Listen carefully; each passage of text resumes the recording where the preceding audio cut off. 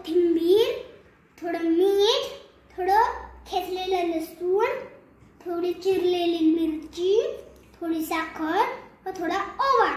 चला मग सुरू करूया.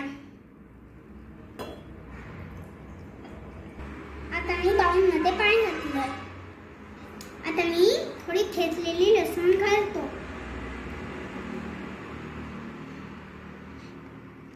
आता मी थोडी मिरची घालतो.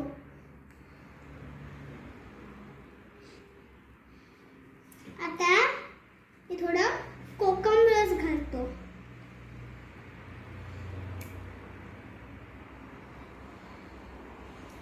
आता मी थोडी साखर घालतो.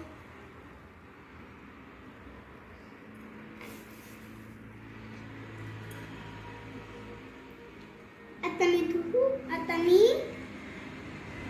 चिमूटभर थोडा ओवा घालतो आणि थोडं मीठ व थोडं हिंग.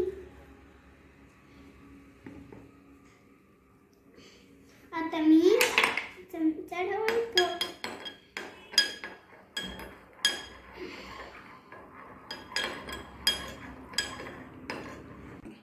आता आपण अजून थोडं मीठ घालूया आणि एवढी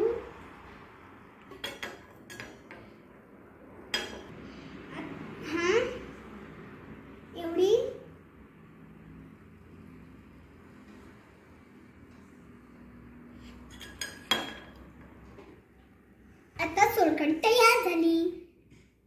आपण थोडा वेळ थांबूया.